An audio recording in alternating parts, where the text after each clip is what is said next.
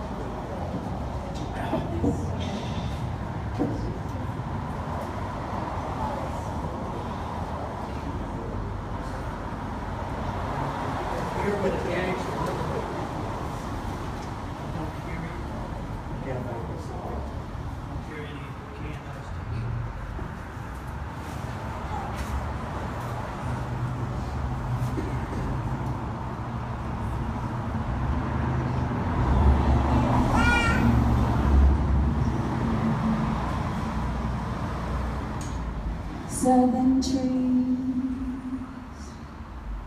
bear a strange fruit, blood on the leaves and blood at the roots, black bodies swinging in the southern breeze.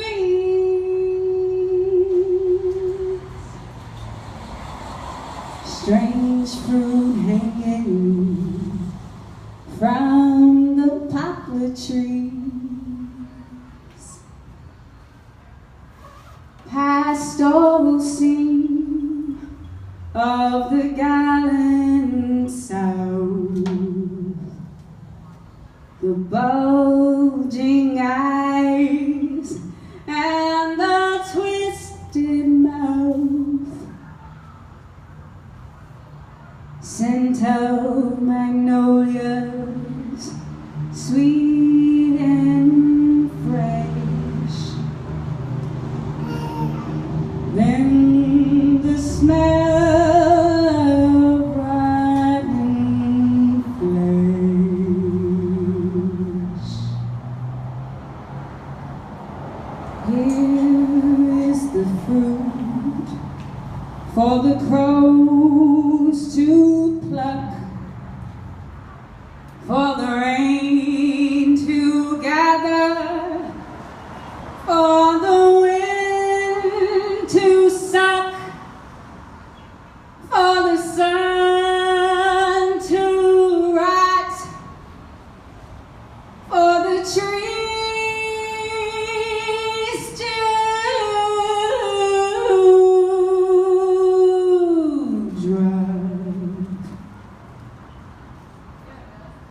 this is the strange and bitter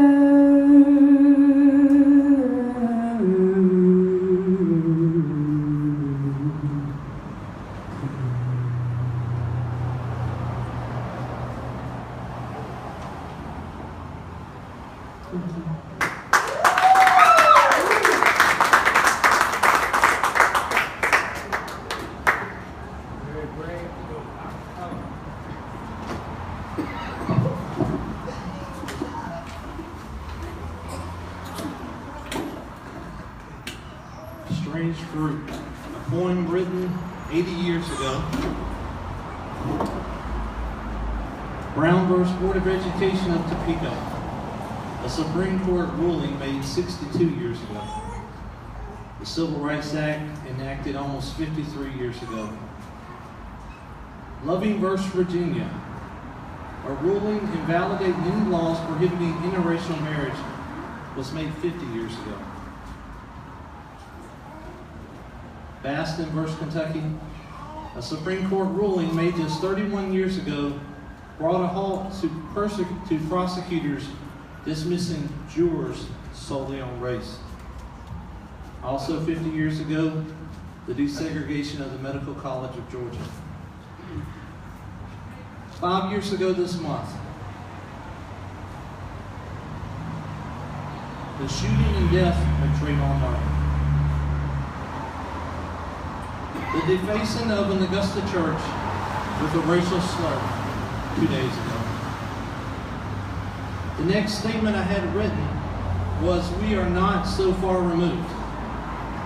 And this afternoon, in a moment of clarity, I realized that that is an overstatement. We are not removed. When current periodicals and newspapers and online posts and evening broadcasts can simply be changed by decade and sound like something that's been going on since the dawn of a country, we are not removed. What I am sorrowfully confident is that racial conflict and disdain will be a part of the American conversation and the American construct for generations to come. Unless we create environments where discussion leads to action. Tonight, the Poetry Matter Project hopes to do just that. Tonight, we are proud to facilitate a discussion of poetry with the focus being on race, racism in America, and racial reconciliation. We have a few local poets sharing on this matter. We have an open mic segment if you would like to sign up for it. And we also have two very featured poets who we'll be talking about later tonight who have come in from Columbia. And we are very appreciative of what they are doing in this area. Tonight, when we close, Al and Lynn will also have some Q&A, some time to answer questions on what they're doing and maybe what we can do here in Augusta. But without further ado, I want to call up our first local poet of the night. This month's featured poet for the open mic night, Mr. Calvin W. Pennywell Jr. Please give him a hand.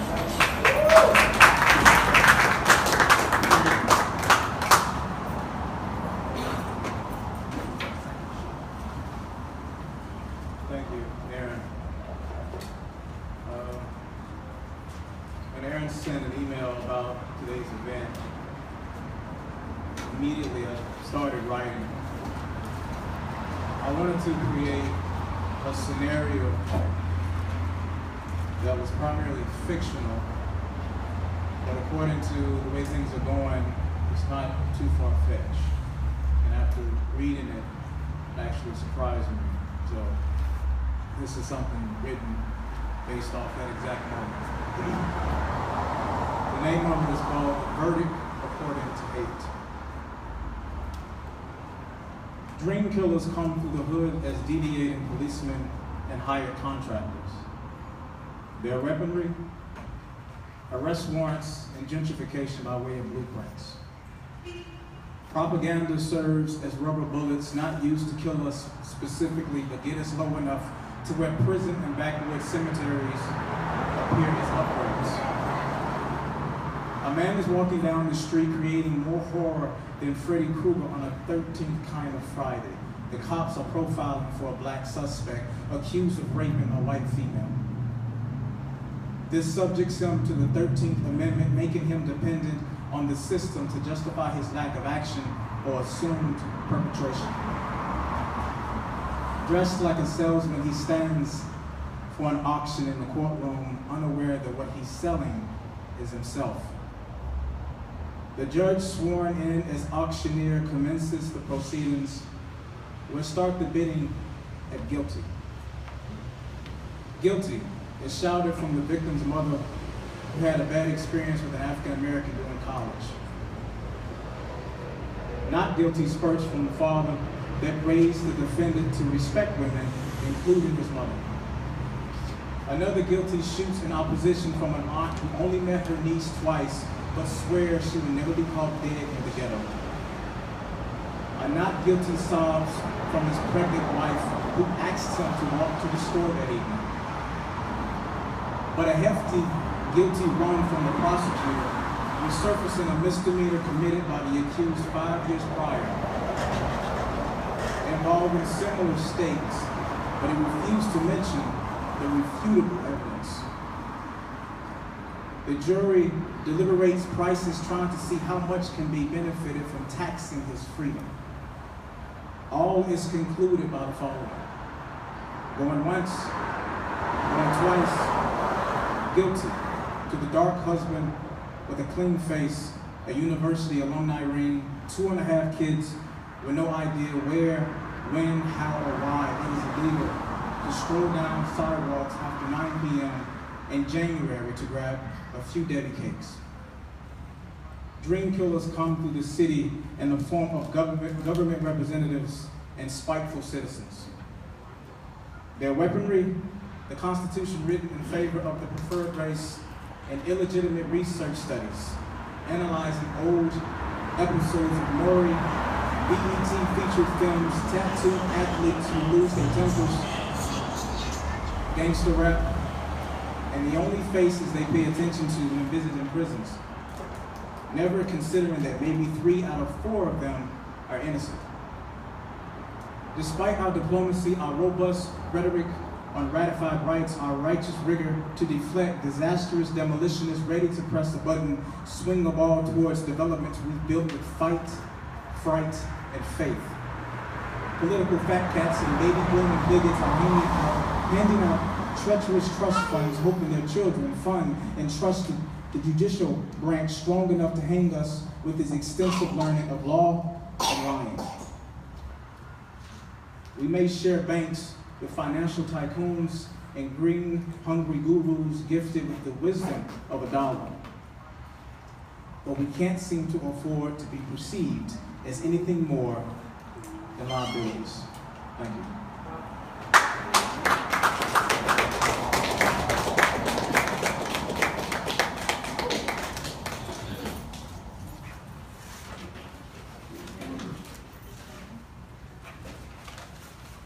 MCing is not an easy job.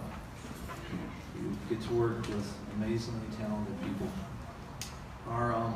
As we begin the open mic portion, I want to just again cover the guidelines we are asking. 1 point per person, 5 minutes including commentary and point.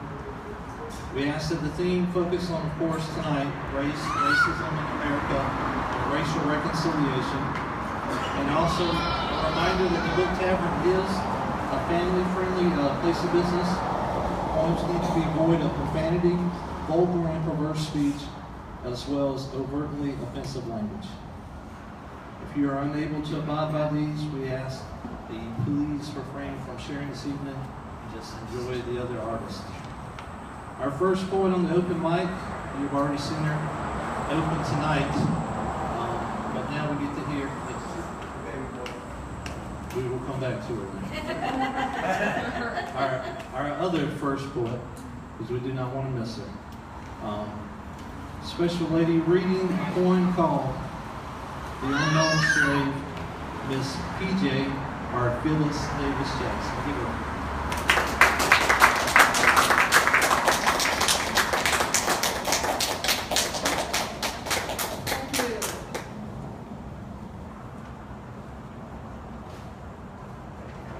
First, let me say I'm very honored and to have been asked to be here.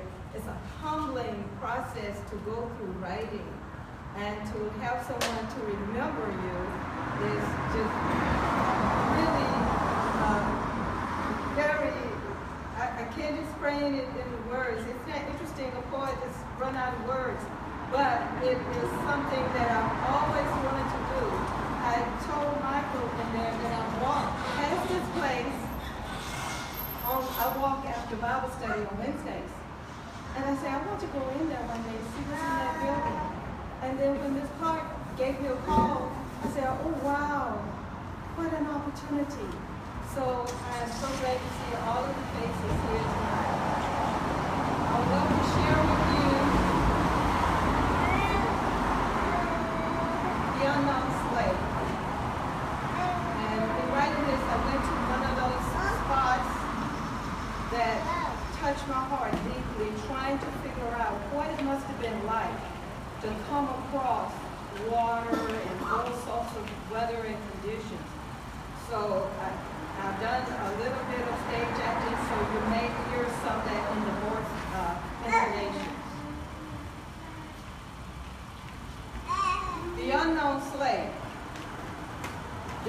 and in the belly of a ship was I, as we came across the waters high, mumbling, confused, wondering why. For food, shelter, clothes, I already had that. Back there, below the hot, hot sky, I heard someone rushing through the docks. The train stood a mile high. Some corn, some bread, some water, son. I'll share till you get by. Say no word, for sounds will carry far. Keep your eyes clear, ears sharp to hear the feet of sisters and brothers on the tree. Thirst not, the guide will carry you on. We had a message, we had a song. Shoes, clothes, water, shade, yes, even shade. I helped with God's help. I even prayed. No one to know, nowhere to go, but see my brothers and sisters on the floor. I could not cheer, for others might hear. The hope of us, the help of others, fathers, mothers, sisters, brothers. Our triumph to freedom and justice. Be brave. My name, you ask, is unknown slave. Thank you.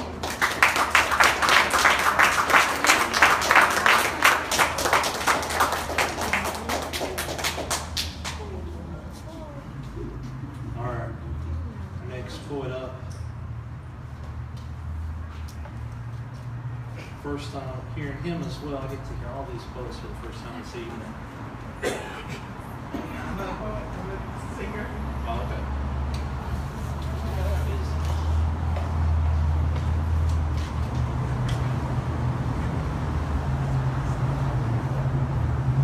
You got any words for us, good words? I can wait for you. All right. I see one of our poetry matters poets back there. See? Good evening. Miss Most Elevated. You have some words for us this evening? Would you like to share? Oh my. I actually just want to sit back and enjoy tonight. Okay. Yeah. I understand. All right. Now we want. These are some hard-working poets that you'll meet throughout the evening. They probably enjoy a little bit of rest. And I'm going to ask them. We have one more open mic. We've got the transfer of the baby. If you want to, anytime, bring him right on up. Okay. But Miss Nefertiti dancing on the graves. Give her a hand again for both of her voices.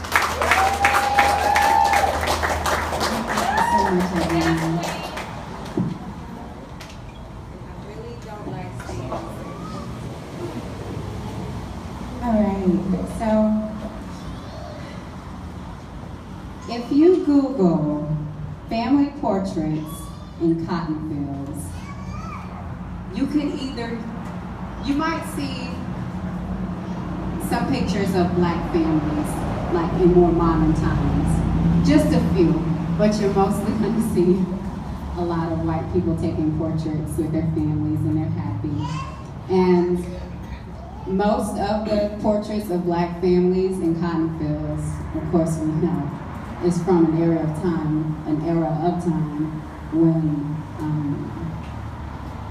they weren't smiling in the photos because they weren't happy and they weren't free. And a few months ago, a few of my friends came up on my timeline and they had taken photos in a field of cotton. And I never really felt any type of way towards it until I saw that.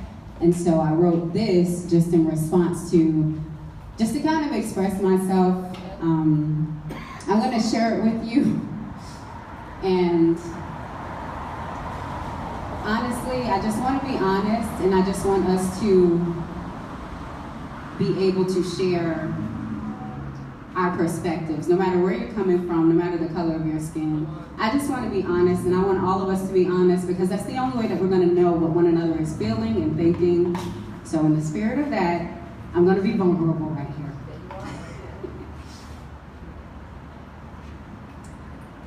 White folk take portraits in southern cotton fields. It's quite a popular thing, but it actually gives me chills. I guess the time does fly when you're having so much fun, and how soon we forget. But I can hear the guns. I can hear the crack of the whip from wicked overseers, and I can't forget that was the ground once valued more than we were. If I could, I would take fire and set those fields ablaze to place my friends on notice that they're dancing on the graves. Because memories and sweat and blood and tears are in that soil. Bring your ear down to the ground and hear it speaking of turmoil. We can't keep giving passes just for having good intent. There has to be a reckoning, no matter what was meant.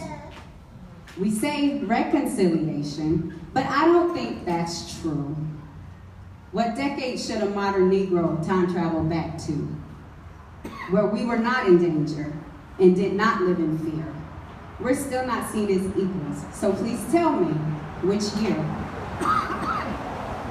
Since reconciliation means restoring a lost peace, I need a point of reference, or those words are empty speech. Conciliation is the word that's more honest to say. We need peace for the first time. Can't restore what never was anyway. Can't keep on telling history from one main point of view. Repeating the same lies again can never make them true. Repeating the same silence, doing things just like before, and justifying violence with, shouldn't have been a criminal. It was the same trifecta that caused mobs to lynch, you see.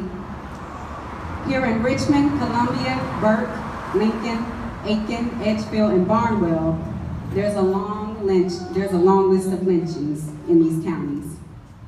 So I cannot like those photos of those cotton fields, my dear. And when I stare too closely, well, the ghosts start to appear. These cotton fields not only remind me of slave ships, but they remind me of the fight and suffering of natives. There should at least be markers and places to go mourn, and more signs to acknowledge and to teach and to warn.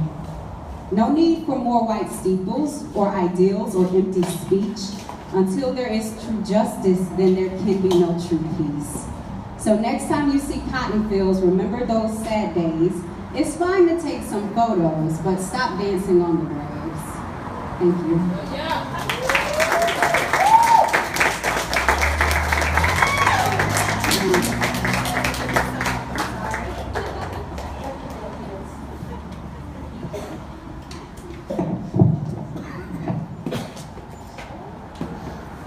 Talented in both voices. Before we close out, is there anyone else that didn't sign up for the open mic want to share a piece? Yes, sir. So I missed everything, man.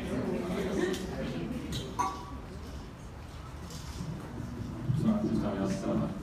Just let work out. I told my boss, I was like, this ain't good. Let's go. I got a couple short ones I wrote, and I'll read it. Somebody else wrote. Let's see what I'm time for.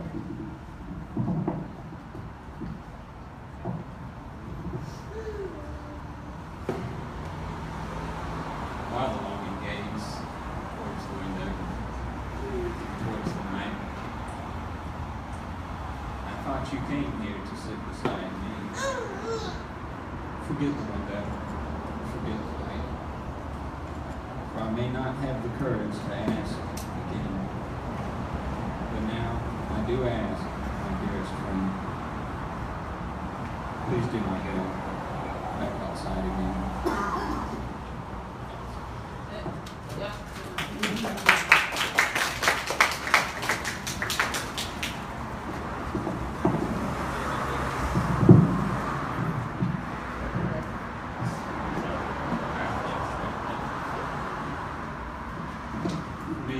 she sings, the trees that dance, frolicking hills and fitful flowers, rippling creeks with silent bowers, beckon me with their countless hours.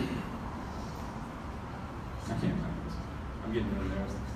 I'm gonna read the one. I'll read it. Come on, fam. Yeah. Alright. This is an oldie but it's a goodie. I know all you guys have heard of Robert Frost, so I'm gonna read a little bit of his stuff. That's convenient.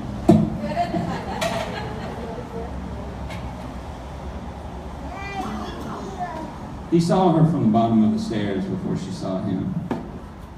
She was starting down, looking back over her shoulder at some fear. She took a doubtful step and then did it to raise herself and look again.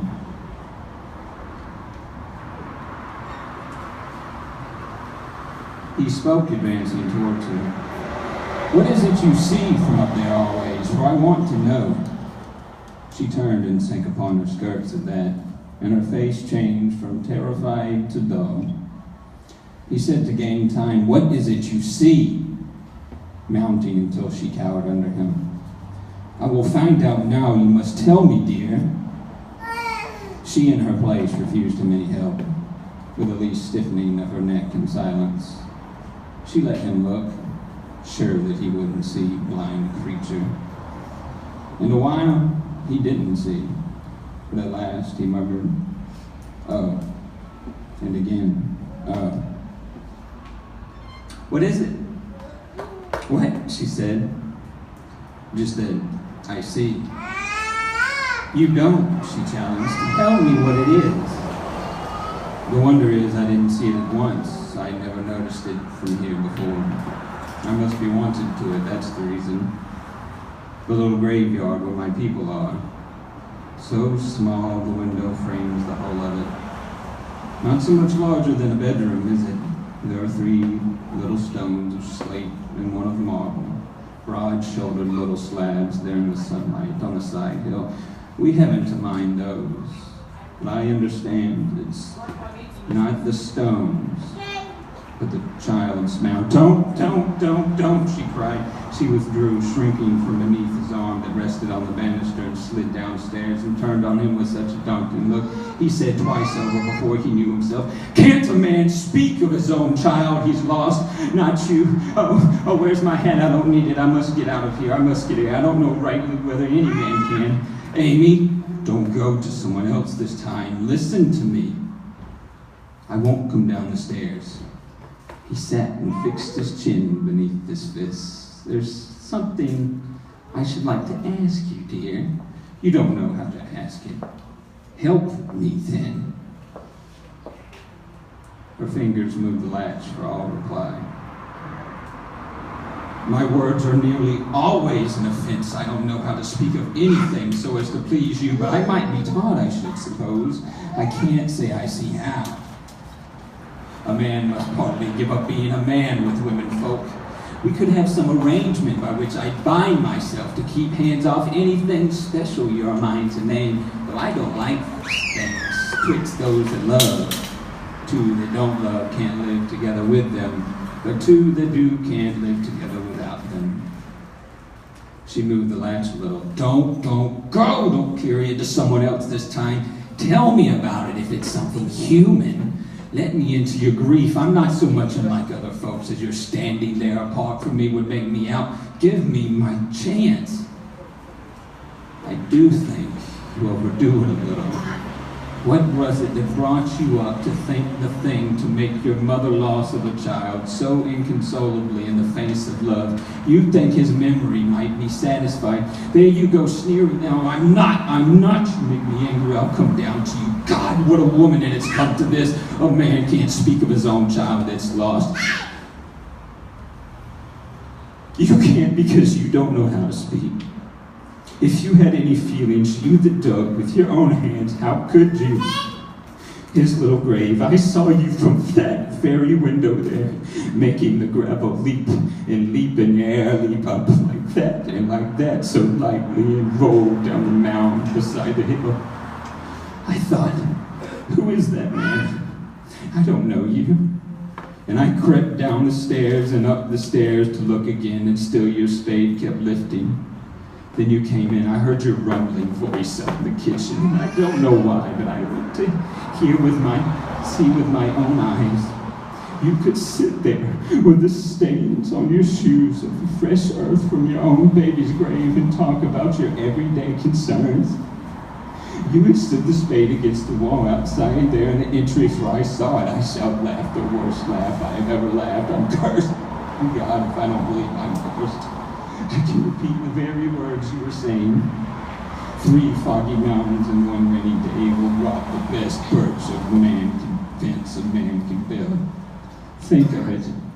Talk like that at such a time. What and how long it takes a birch to rot to do with what was in the darkened parlor. You couldn't care.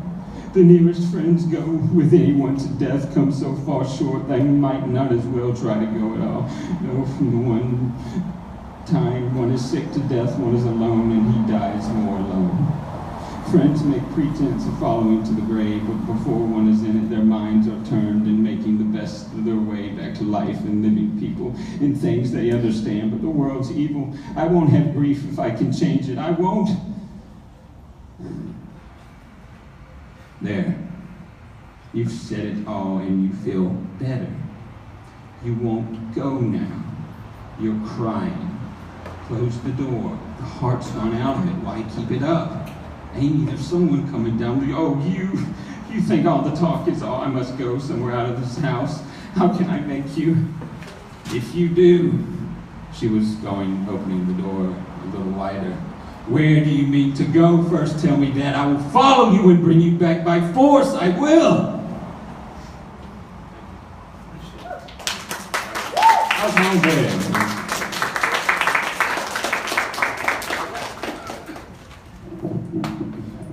Welcome if you're just arriving, if you've been here. We have 2 featured poets coming up here shortly, all the way from Columbia. But we have 2 more local poets. I should just say one, because he is, I'll introduce him shortly. He's the professional, and I look forward to hearing him hit the mic. But as we get ready to make the progression, I'm going to close this section with a piece as well. My name is James Aaron Snow. I don't know, you may know me, you may have stumbled into the room. Yes, you know. Hey, what? You came all the way from Columbia just to heckle me? Come on. Tonight, as when Calvin talked about the email, he said, you know, as soon as I saw what the event was about, I knew you were excited. I guess I don't know, excited is the proper term, but it is a topic, this is a topic in some way that we must find to approach. And the joys of the arts is that we're allowed to approach it directly and indirectly. And poets have been writing about matters of importance for many, many centuries. And thankfully, occasionally I get the muse. So tonight, I want to share a short piece.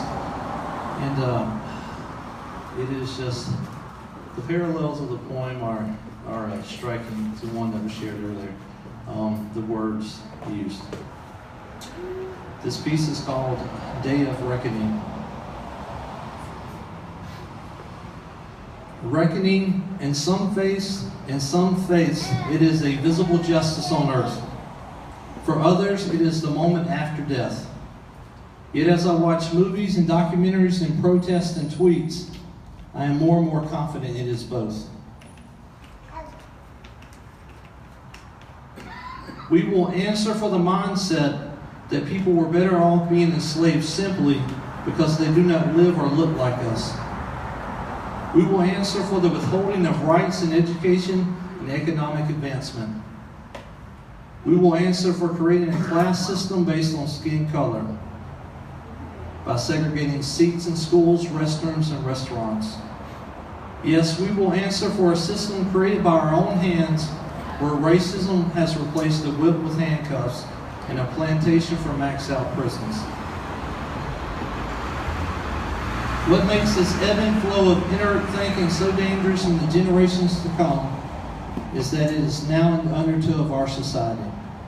How so? We get defensive about a 16-character hashtag. We get up in arms over a 60-second trailer on Netflix.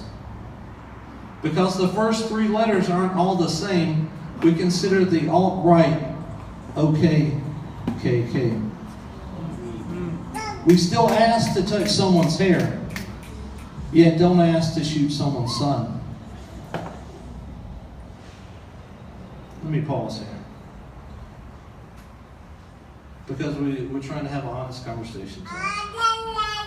It is not, there is a tension in being a white man addressing this issue. It is not a comfortable conversation, and it shouldn't be. And to engage in the conversation is not easy, but to be a part of helping form the conversation is even harder. But I must try.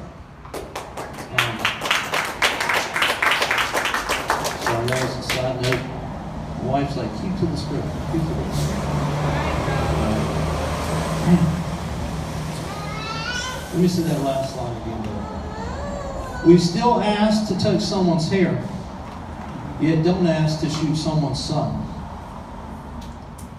I feel the weight of guilt and sorrow and white privilege helplessness when I drive by pre-Reconstruction era fences in Virginia, knowing that they were built with the blood of busted knuckles, the sweat of sunburnt brow, the tears of hopeless hearts, yet their bodies were not the skin tone as my own. I look deeper still at my Alabama family tree and see branches bowing from the consistent weight of strange fruit. Where the N-word wasn't used while singing along to Tupac, but instead to label unidentified criminals. After all of this contemplation and investigation and numerous conversations, I, an artisan of words, ask what I can do. How can I even dare to add commentary to the works of Martin and Malcolm, Douglas and Baldwin, Ellison and Northrop, Hughes and Angelo, Du Bois and West, Cornell, Simone and Lauren, A Tribe Called Quest and Common. Each line I write is like wearing lead shoes while walking across a minefield. I want to reach a better place, but I am afraid I will lose my legs in the process. I must at least try. I must at the least try to reach out. I must at the very least try to reach out to my brother and sister each day. And though it may sound pessimistic or apocalyptic, I must say this. No matter what faith, creed, or God you hold fast to, one statement that tends to be more of an axiom stands out to me. What goes around comes around. There will be a day of reckoning.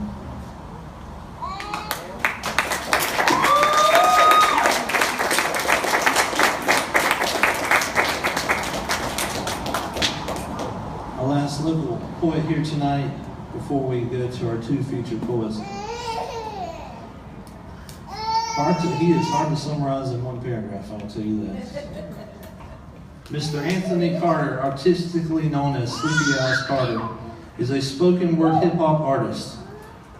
He has the music production company Crockpots and Cookbooks, as well as spearheads the annual Salmon and Grits Poetry Showcase, which I believe is coming up soon. He served as the CSRA Poet Laureate from 2014 to 15 and does so much more than I can even state in the poetry and music community. Please give a big hand for Sleepy Eyes Carter.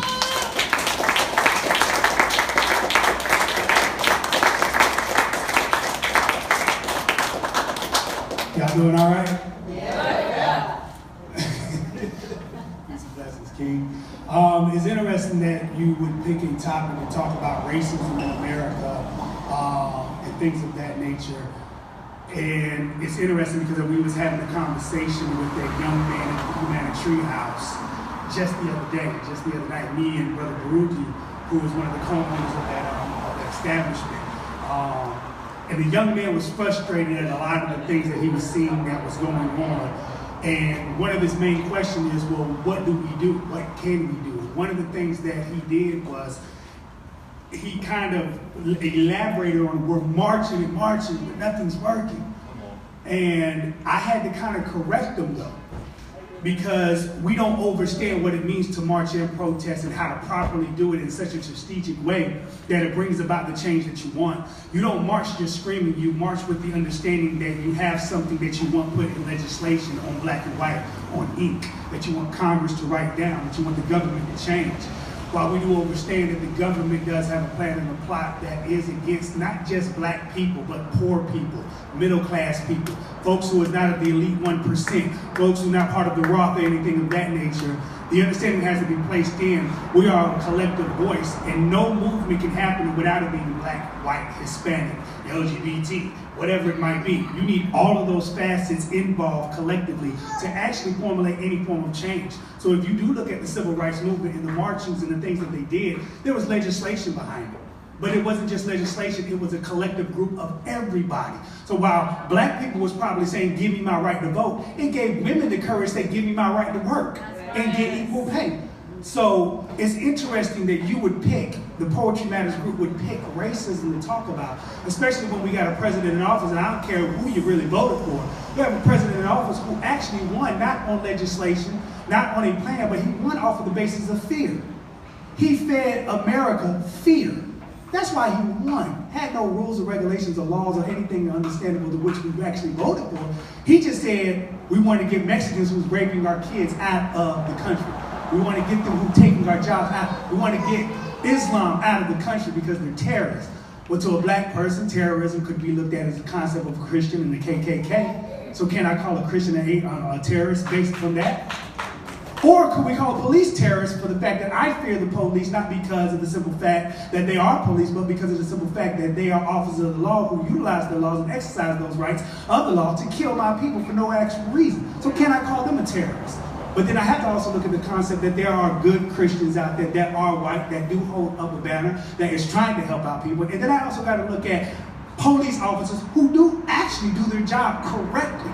So therefore, I can't call that entity terrorism. I got to call the actual individual who actually pulled the trigger and wrong a terrorist. I hope that made sense. It did. I represent a generation that was supposed to be the product of promise.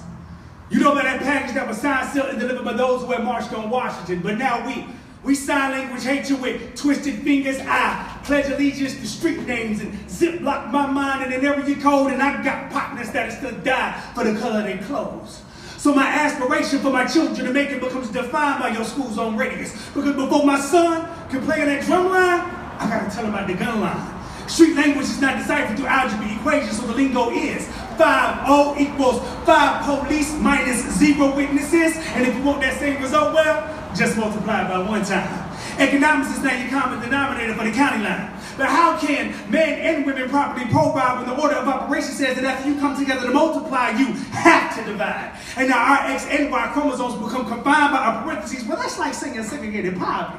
So yes, my son, X out your unknown and why every question, because the syllabus tells us the sum total has already been given. You just got to figure out how to get it. So son, let's get it, because these schools are only concerned about statistics. That's standardized tests. But I find that funny because I thought it was my children's standards I test. So when I told my daughter, baby girl, you either gonna just stand or rise best. But then again to my son, you better watch your friends. Some of them will snap that clip in, turn around and rob you because they go by a stand or die test. And don't get too comfortable eating in the lunchroom. They slipping laxatives in your Reader's Digest so you can die just a little quicker. It's as if driver's ed was being taught by an old blind man drinking liquor. And physical education, well, that's a pedophile holding a child with a gun to his own head with the child's fingers on the trigger. In other words, safety and morality is only a concern when it's broadcasted over the television screen as an on-campus school ground casualty. And then we wonder why some of our kids don't get saved. It's because we marching a day late, protesting a current event short of a passing grade. Well, here's your final exam, so sharpen your number 2.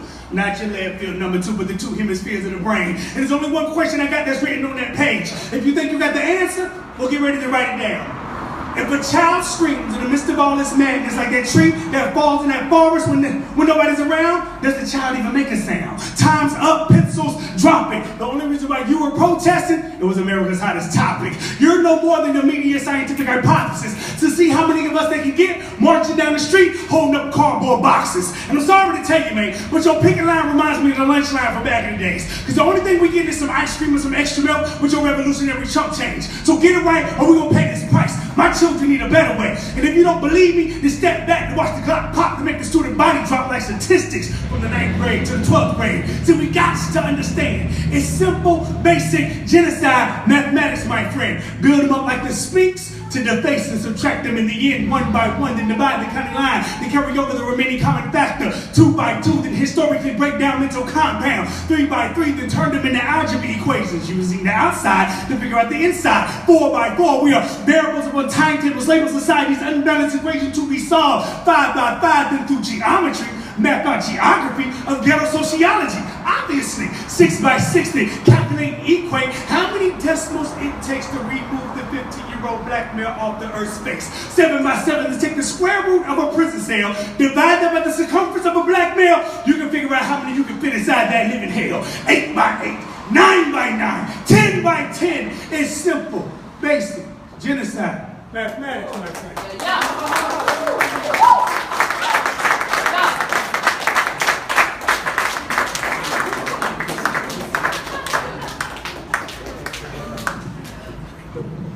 Anybody else grateful for freedom of speech? Is everybody having a challenging time? We got to do this again sometime, y'all. Does that sound like a good idea? Will y'all come back? Yes. I want to hear all of y'all again. I should have stayed out of the lineup. We have 2 featured poets tonight. Again, we are talking about a discussion of poetry on race, racism in America, and racial reconciliation. And we have 2 poets here from Columbia, South Carolina, who have been doing this and are doing it well. And so let me read their introduction. Lynn Lawson teaches writing and literature at Central Carolina Technical College. He is the author of the newly released chapbook, Before the Night Wakes You, which is on sale at the Book Tavern. Lynn is the 2016 Jasper Magazine Artist of the Year in Literary Arts, a Pushcart Prize nominee, and a 3-time nominee for the Best of the Net anthology. He has forthcoming poems in numerous publications, including one which appeared in the Charleston Current, selected by South Carolina Poet Laureate Marjorie Winters. Marjorie. Al Black was born and raised in Lafayette. He is the administrator at the University of South Carolina. Any USC fans? No. Sorry, man. Welcome. This is Jordan. I'm a Big Ten fan. I just All right. In 2014, he released his first poetry collection, I Only Left for Tea, also for sale in the Book Tavern. He is hold on. There it is. He is a Jasper, make sure I read it right, Jasper Magazine Literary Artist of the Year nominee, hosts several art venues in Columbia. Among them, and if you haven't been, every Wednesday night, the eclectic open mic venue Mind Gravy since 2010. That's how it's done. He's been married for over 40 years to his wife Carol. They have 4 children and 9 grandchildren. And now, the movement founded by Alan Lynn, Poets Respond to Race. After the cases of Michael Brown, Eric Gardner, and Tamir Rice became mainstream media, the founders planned to visit various cities in North Carolina, South Carolina, and Georgia. The purpose was to use their poetry abilities and networking among the Southern arts community to hold poetry readings and engage the audiences in tough conversations about race. They're paving the way for us. Following the Walter Scott case, the shooting of the Charleston 9, and the removal of the Confederate flag from the South Carolina State House, The vision of the two are magnified in the calls for poetry, town hall meetings, and collaborations with other activists and arts advocacy organizations. Please welcome Al Black and Lynn Lawson.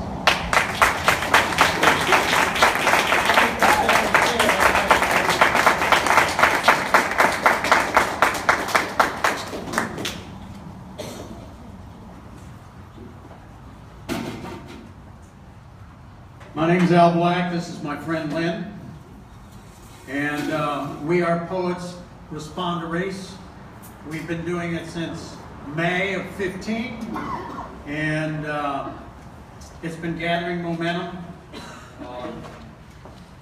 And he wants me to go first.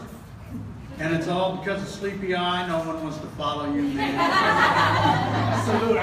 You know I done heard both of y'all kings before. Yeah. Okay, and I'm going to read from both my book, and we also, and I'm just going to give a beginning.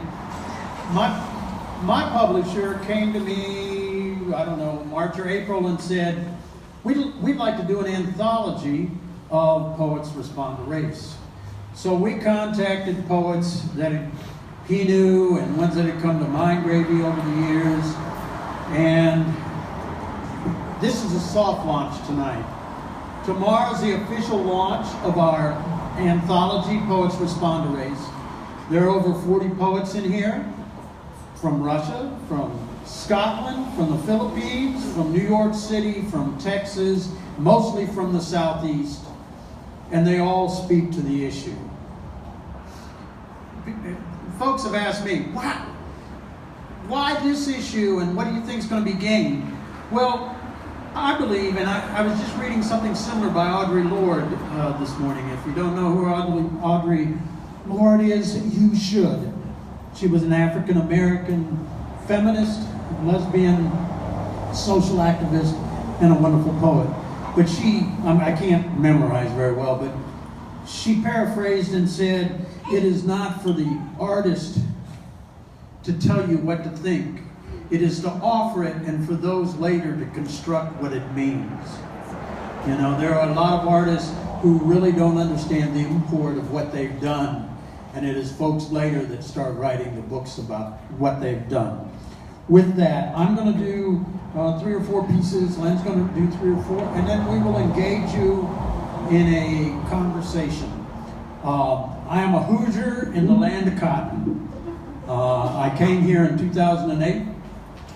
And my wife went back to school after our 4 kids were older, got her PhD at 55, and teaches criminal justice. She's a sociologist, got her PhD from Purdue. And teaches sociology and criminal justice at an HBCU in Sumter. And that's how we met, because he was teaching there. And she said, "I met this poet." And I said, "Send him over and we'll get him to Mindgravy." And then we decided to put this together. So, as I said, I'll read one from each book and then maybe another one. This book was published in 2014. It's called "I Only Left for Tea."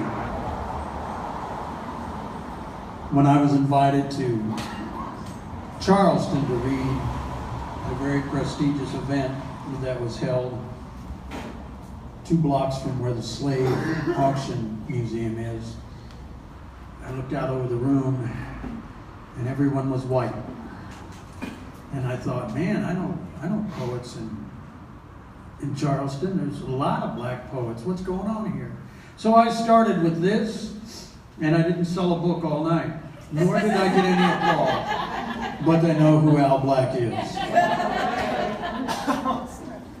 Blood upon the jungle floor, blood upon the kings of Ghana, blood upon the decks of ships, blood upon the sea, blood upon the auction block, blood upon the shackles, blood upon the cotton bales stacked high in Charleston Bay. Blood upon the ramparts, blood upon the bayonets, blood upon Antietam fields, blood upon the swords of wrath, blood upon 600,000 graves, blood upon the rebel flag, blood upon a band that plays sweet Dixieland.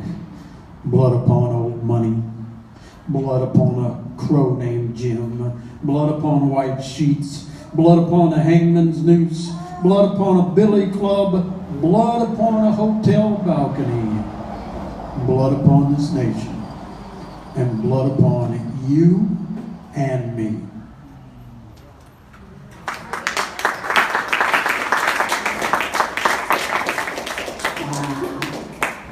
This is from our book. I do have one called Gil Scott Heron, revisited, but it might have a word or two that I can't read here. Oh, you can. No, he said we shouldn't, so I respect that. What? Usually I don't care, but I'm being good tonight. I have some real out there poems.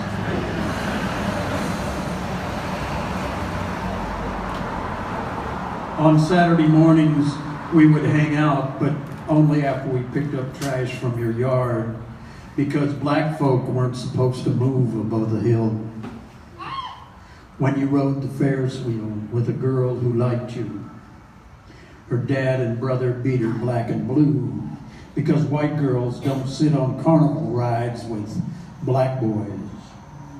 When I made you go with me to get my hair cut, the old man who sat quietly in the back of the shoeshine chair motioned me out the back door when I was done. There you sat in the alley by the trash cans, eyes closed, back against the wall. Your grandfather told me black boys aren't allowed in barber shops on Main Street if they want to shine shoes.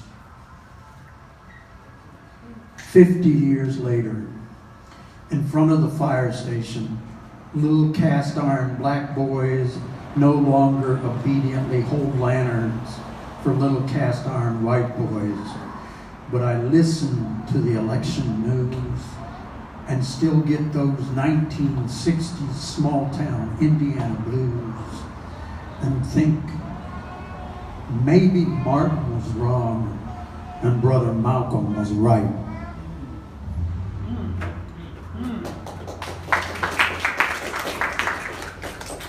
This one I haven't put in any book yet, but I'm supposed to give some stuff to a publisher, so I might put it in there. As I said, I work in facilities management for the University of South Carolina. This poem is based upon an actual conversation, an event. The list of names is a little longer, but I'm known, put it that way. January 21st, Tuesday morning coffee. He said, well, I'm glad that crack is over. If we can only get through next month. We work together, but he really doesn't know me. What do you mean, I asked. Well, first that Martin Luther King's birthday, and now this Black History BS. I smiled. Did you know Christmas Addicts, Dave the Potter, Frederick Douglass, the real McCoy, Booker T, George Washington Carver, Matthew Henson, Madam C.J. Walker, Marcus and the Black Star Line? Did you know Robeson, Dandridge, Josephine Baker, Hattie, Sidney, Dizzy, Eartha, Duke, Mahalia, Marian Anderson were Nat King Cole? Did you know the brilliance of Elaine Locke, the Honorable Thurgood Marshall, Louis Gregory, Du Bois, Malcolm, H. Rapp, Bobby Seals, Professor Gates, or Sojourner Truth? Did you know or read Phyllis Wheatley, Maya, Tony, Gwendolyn, Langston Hughes, Robert Hayden, or The Invisible Man? Did you shed a tear when Gil Scott and Amari's voices went suddenly still? Did you know that Jack Johnson was the champion of the world? Did you know He said, no. Did you know that South Carolina school children know who Robert E. Lee, Stonewall Jackson, and Wade Hampton are, but haven't heard of Fritz Pollard, Colin Powell, the Orangeburg Massacre, Medgar, or sweet young Emmett Till? I crumble my napkin, jam it in my empty coffee cup, offer my hand, and stood to leave. He remained seated, cleared his throat, and said, did you know Wade Hampton ended Reconstruction and saved South Carolina? I replied, no, he didn't. He's only delayed the process. Shaking my head and not his hand, I walked away thinking, did you know I'll be reading a poem about you for Black History Month?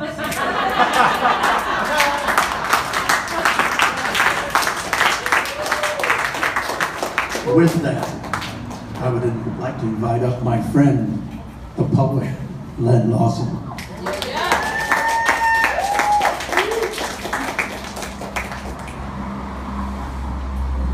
You okay? You don't look like you're freezing out. I had my hood on, didn't mean I was hard, it meant I was cold. Look at that thug up there in the front row. No, I was just cold, baby. I'm sorry.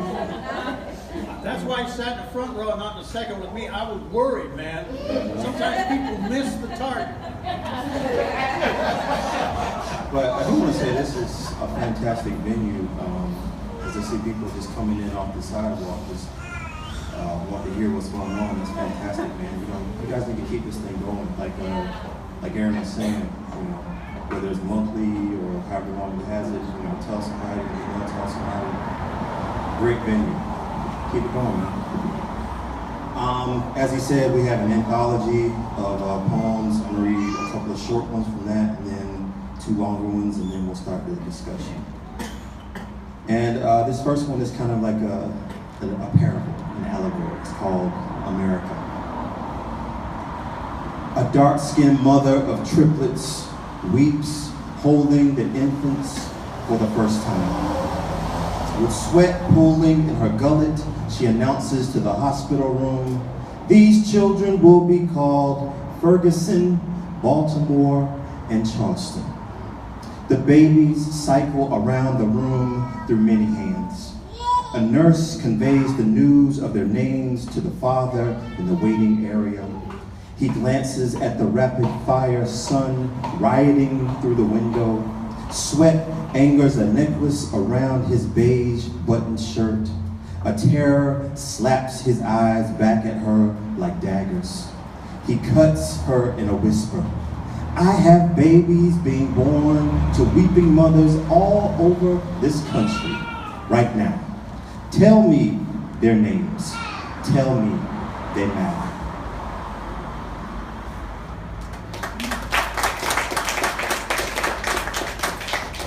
Second poem is based off of Langston Hughes' poem called The Negro Speaks of Rivers.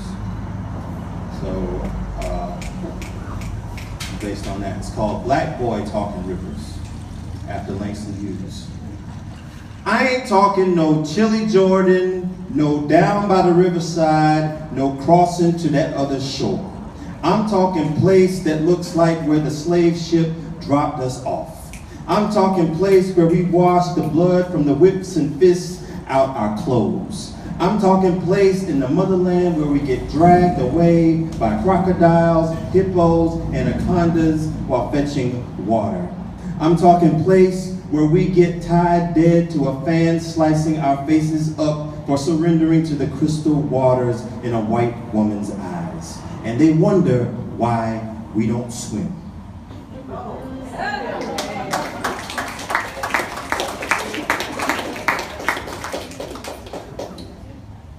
This is from my book entitled Before the Night Wakes You, which will be available this evening.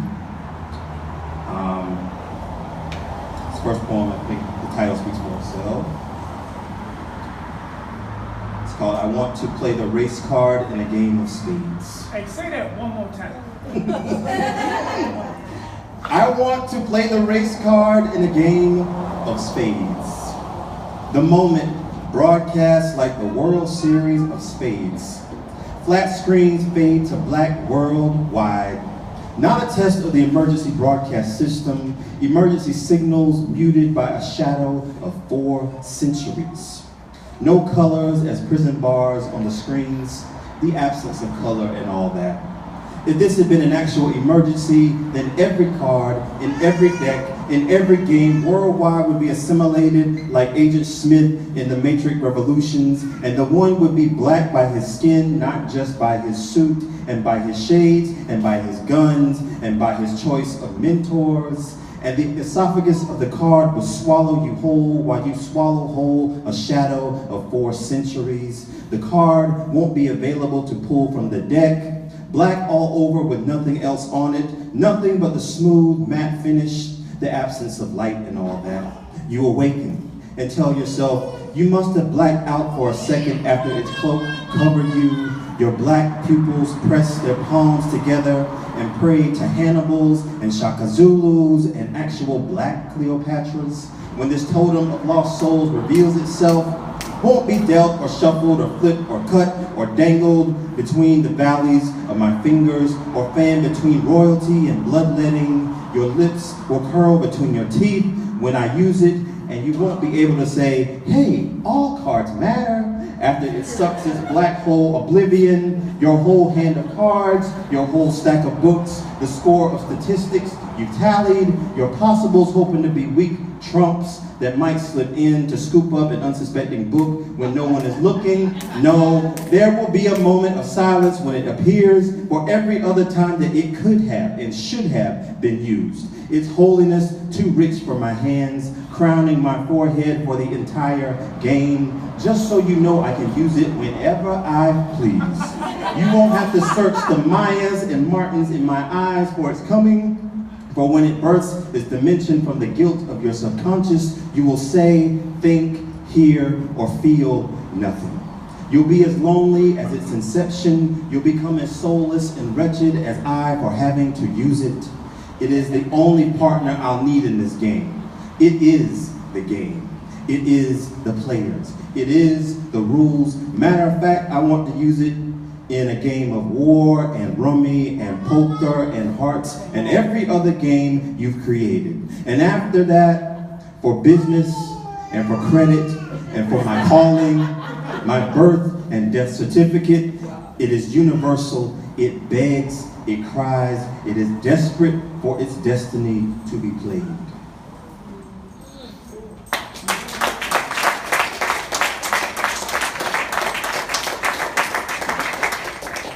I could have done that one.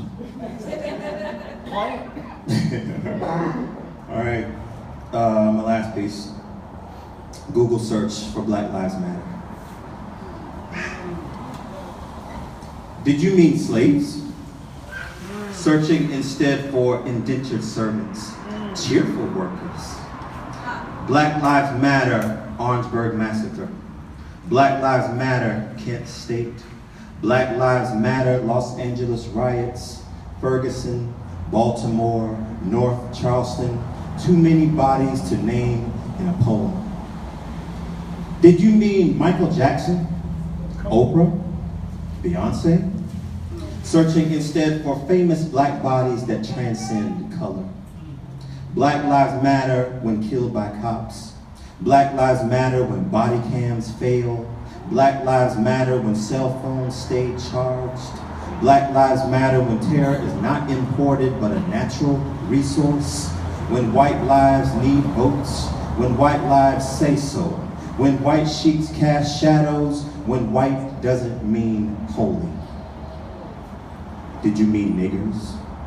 Searching instead for your transfusion, your transplant, your ripped off culture, your guilty pleasure.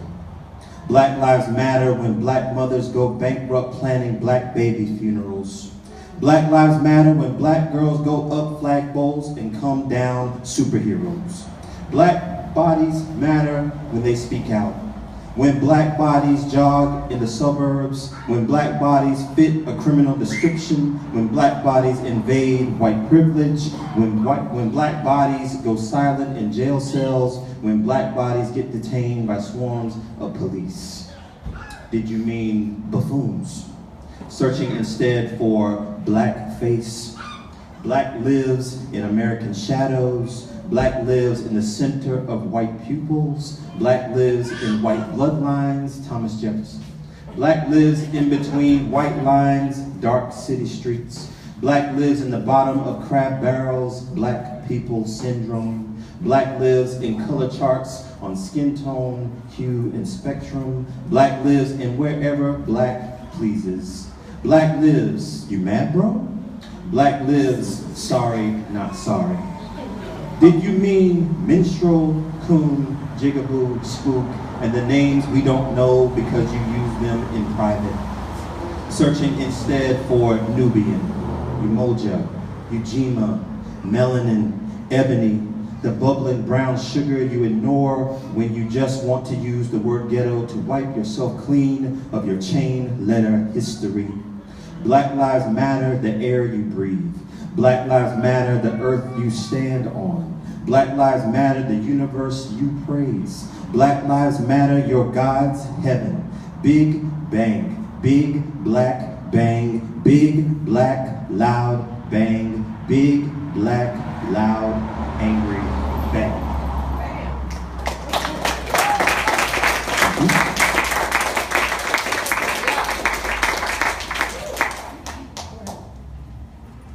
Now's the time when you have questions, something you want to say, call it out, and we'll answer it only from our perspective. One of the reasons why we do Poets Respond to Race is everybody's experience with racism or with race is different. And I can only write from my perspective, he can only write from his perspective. There is no one answer, but we're willing to talk about it, and everybody should talk about it because it affects every one of us. So please, anyone got any questions, anything they want to say? Yes. I want to say something to what? Talk to Lynn. I want to say something that, is it Nefertiti? That you said first about the cotton fields. And I've seen people do that too, and I think, like, you know, I want to pound my forehead because of that. I think it kind of speaks to, in my opinion, like what we've lost as far as like the gap between the previous generation and this generation, where we can like play in fields like that and not know like what exactly we're doing or the significance of that. I mean, it's kind of like wearing a Confederate flag, or like using it to like profit a movement of some sort. You know, to me it just is something that I wouldn't do or I wouldn't touch. So I get what you're saying there. And I want to say something to what you said about being a white person and talking about difficult issues. What Sleepy I said about marching, if it were just black people marching, then nobody would listen. So in this movement, you need white allies, you need Hispanic allies, Asian allies, and all other allies. Just like with women's movements, they need men as allies. LGBT, you need people that are not LGBT as allies. So, I mean, don't feel bad about saying things like that or expressing how you feel. Even in a culture like a Southern culture where we know that, you know, it's not accepted, or, you know, at first in a conservative state maybe, like South Carolina is. So we need all voices. So say what you have to say, say your piece. On that same topic, I'm a northern boy, and my wife does family history. I can't find any slave owners in my family, which is unique because people moved around. A large portion of my family actually came from Quaker backgrounds who ran the Underground Railroad. However, I don't really feel any guilt for what I may have done or my ancestors done. but I feel guilt when I don't do anything about what's happening today. I can't be held for something I didn't do, but I can also be held for that which I am not doing today. You have your hand up. Go ahead. So this is this kind of is included in this, but it's such a hot topic. Black lives matter, all lives matter. But I'm half Asian, and my mother, I was raised on her side of the family, and so I got to see some of the things coming to the South. I got to see some of the things that happened to her. But my mother is American. She was born American. So I was just curious to know if either of you have witnessed racism against people who are not black. I also have a poem I wrote called Battle Royal, and it's dealing with when I was younger. And from my background, I'm used to not having a lot of people of color in my classroom setting. So the first encounter I had from someone that wasn't black in the classroom, he was a Muslim. He was from Bangladesh, and you know he was probably treated worse than I would. I didn't really feel racism at the time, but then when I look back at my experiences, you know, the N-word was tossed around, you know, and probably things weren't said around me, but I know it was said, you know, when I wasn't there. But he was just outright, you know, insulted, picked on, shoved, pushed, whatever, you know, bullied around just because of who he was and where he's from. And so I felt like I needed to speak to that, so I wrote something about that. But yes, to answer your question, it happens. And that's why it's like the part of the poem where I said, you know, what you say when in private, when we don't hear or we're not around, because, you know, hey, that's why you have an organization of people that wear hoods and sheets and, you know, want to keep your identities covered because, you know, we want to have this separate from you and we don't want to tell you about it. So, you know, absolutely it goes on. I grew up in a university town, Purdue University up north. And I've always been a social activist. I've been getting my head banged and beat by professionals since the late 60s. Last time was in the 90s, but it's always out there. And I've been standing up for different things for a long time. Purdue University has the largest percentage of international students in America. At least it did 10 years ago, 8 years ago. And I can tell you, being the first vice president of the NAACP, that we probably took on more cases protecting Muslims and people from South America than we did for the local black population, because it was ugly. And the Chinese students were facing it, and the NAACP, at least in my hometown, which I'd been involved with for a long time, and I was a national delegate, we had to get involved with international students a lot. So, you know, this whole concept of dividing folk, if you want to control folks, if you want to control the labor force, if you want to control bodies and who makes the laws and who is in places of privilege, the way you do that is you divide and conquer, so that there's black folk, poor whites, the Muslims, whatever it is, you divide and conquer, and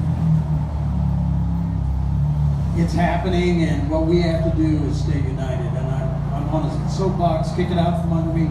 Who else has a question? Go ahead, Jennifer. It's not a question as much as a statement, because I saw y'all when y'all came through Dramatic Studios when y'all were first starting this store. Yes, that was our second event. I wanted to let you know that you opened my eyes to some things. Like, I've always tried to have my eyes open, but you can have your eyes open and not realize what you're not seeing. And like, it's been a journey. Like, you know, I've been reading, I've been studying, I've been talking to people. You know, I still, like, I admire Aaron so much because he's actually writing on it and speaking publicly. I've been working, like, personally, and I want to express gratitude for opening the discussion, and I hope that y'all realize the potential that these types of things have. And about how you march, I think that's something that we need to talk about at some point too, as a collective, because some other people have brought up points about how you march. And I like marching, but you know what I'm saying? All right, sorry, thank you. One question I do want to ask, and this is a very important question, and it stems from what Mr. Snow was mentioning during his speech. The question is, why is it that our white brothers and sisters are afraid to speak out against racism? Why is it they got they see what's going on, their eyes are wide open, but we do have a great number of white brothers and sisters that want to be involved, and they'll be involved, but as far as the vocal of it, it's not as adamant as your blacks or anything like that. You're a white brother. Well, from my standpoint, I've never been one to shut up. So, but I think there's an otherness that people, even though they want to say, oh, I don't believe in racism, even though I think we're all brothers under the skin, or whatever phrase you want to use, they still identify because they've lived most of their life around white folk, and they don't want to, they're afraid of losing their friends or whatever it is. Now, at USC, I have 17 supervisors, 3 managers, and 240 employees that report to me. And they know I speak out. And they know you will get written up. So I'm a little different than that, but I think a lot of folks are afraid. You know, even in my family, whew, I got cousins, and you've probably seen on my Facebook page, that just rail when I say some of the stuff I do, because, you know, how can you be, well, in the 1990s, when David Duke was doing this gentrification of the Klan, and they were going around and doing recruitment things on the courthouse steps all over America. And really, it wasn't about doing recruitment, because anyone that wants to recruit to wear a white sheet so no one knows who you are is not going to step up there on the steps to be recruited. They're going to go to a cornfield or a backwoods or somewhere and be recruited. But he was doing these things, and when they said they were going to do one in Lafayette, my hometown, I formed what was called the Race Unity Coalition, and I got every ethnic group and religion and everything involved. And we did a positive march the week before, where we had about 2,000 Purdue students march down to the river. There's a park, and about another 3,000 folks that marched from the traditional black neighborhood to the river, and we did a unity event, and we held things throughout several months to bring folks together. And I was working at Purdue at that time. And I would get things in my mailbox about being disloyal to my race. I would get, you know, I'd lock my car in the parking lot, and I'd go to unlock my my door of my car, and there would be stuff on my seat, you know, showing folks being hung by a noose, and my daughters who were in high school, and understand, I was the varsity soccer coach at this high school. They would get assaulted in the hallways. I'm verbally assaulted by white kids who would call them all kinds of names. So if you think you're going to speak up for justice and equality and not pay a price, you need to talk to the 4 white boys that were buried in the earthen dam in Mississippi. You need to talk to the white woman that used to give rides to the Freedom Riders who was killed. You need to talk to a lot of folks. You're going to pay a price. But there's many ways to pay a price. You can have the America we have now, which is ugly. Or you can pay a price to make it better. And you can't live in fear. You got to step forward. So why? I can't speak for me, but I know, sometimes you give up your family. If you give up your friends, you don't sit with anybody at the, you're either going to sit with the black folk in the lunchroom or you're going to sit by yourself because some of the white, you all of a sudden don't get invited to parties. You don't this, you don't that. I mean, there's a lot that can go on. And I think folks are afraid. And we don't teach in our history books that to stand up for what you believe in means there's a price to pay. And I think that's one thing we need to teach, that there's nothing wrong with paying a price. There was a person back here, yeah, that lady back there was dead, and then we'll go here and then here. Okay, go I just ahead. wanted to say, first of all, I consider us allies, and in the work that I've done in the community, I do realize and acknowledge I have less to lose. So many times, if I ask some of my friends of color about, do you want to go do this, they will not feel as safe doing what I think is like, okay, we stand on the corner, we go for a delegation to the whatever. So I realize that sometimes I have a lot less to lose, but I consider myself an ally and there. And I want to ask this community, because right now in Augusta we have an opportunity to rename. Did you hear about the expressway? John C. Calhoun raised his name for the expressway. I think there's some resources in this space that could help us suggest a better name for that expressway. I don't know if a person's name is the best thing or a character word or what, but I hope that if you give it some thought and let the mayor's office know your suggestions, that there may be some, I don't know if reconciliation can happen by naming something, but it might be a small gesture. So I invite you to, participate in that. And thank you for being here. I did see you guys at Mad Studios and Jefferson Davis Highway. I'm not sure too many people like seeing that either. One at a time. Who was it that had their hand up? This one? Okay. I'm definitely not white, but I know, right?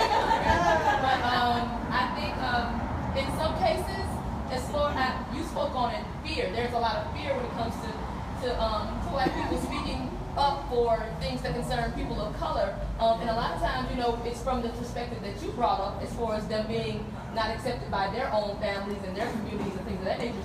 But a lot of times they walk on eggshells because black people sometimes, when they open their mouths, when white people open their mouths to say something, we're ready to attack.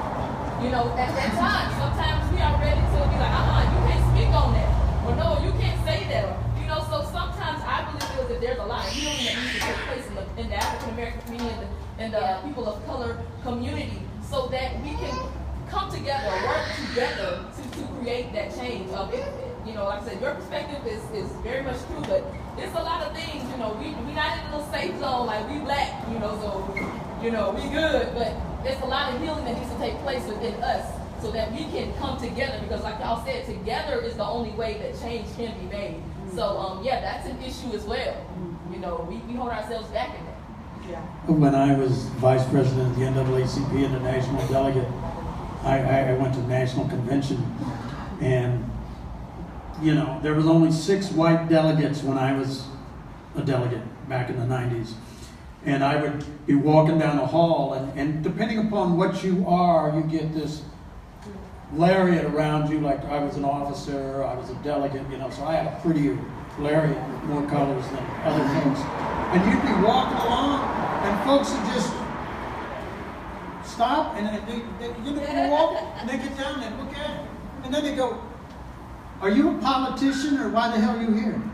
I mean, it was like I had to explain why I was there. So yeah, it's there. It's very real. There was, I think, I see the folks here, but I want to make sure that I got the other. There was one. Yeah, I think it's this one.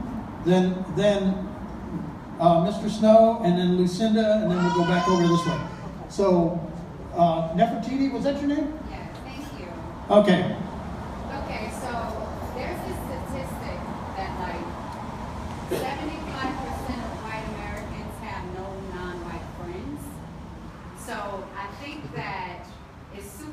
important for us to be able to empathize, because there's no way for someone to understand something that they don't know about, that they don't experience, and that they, I mean, it's almost like expecting me to know the Asian American experience. I can't really know that without being in contact, without being in close proximity. So, have you guys had any ideas as far as, are you using your art as a way to get in close proximity and to help, I guess, build a bridge? Because that's what I want to do as an artist. And sometimes that's difficult when it feels like an only black event or an only white event, if that makes sense. How can we come together? Yeah, as people were talking, I was thinking that same thing, that if I were a white person and these issues of race keep coming up, like you said, like people vandalizing churches, or like at Clemson University, someone putting like bananas up on the African American banner, or like things happening even at USC. If I were a white person, that might not affect, I might feel that doesn't affect me because I'm white, you know. And it's not a white issue, it's a black issue, you know. Unemployment, that might be my issue, or you know, perhaps poverty might be my issue, but you know, what's going on with someone that's not my same color, that's not my issue. So, but then it keeps coming up. So that's the issue. Like we said in our anthology, we were very selective about people that we asked to engage with, like people of different backgrounds, not only black people, but also white people, Hispanic people, and other races, so that we get the full experience, not just saying, well, this will be a black book, or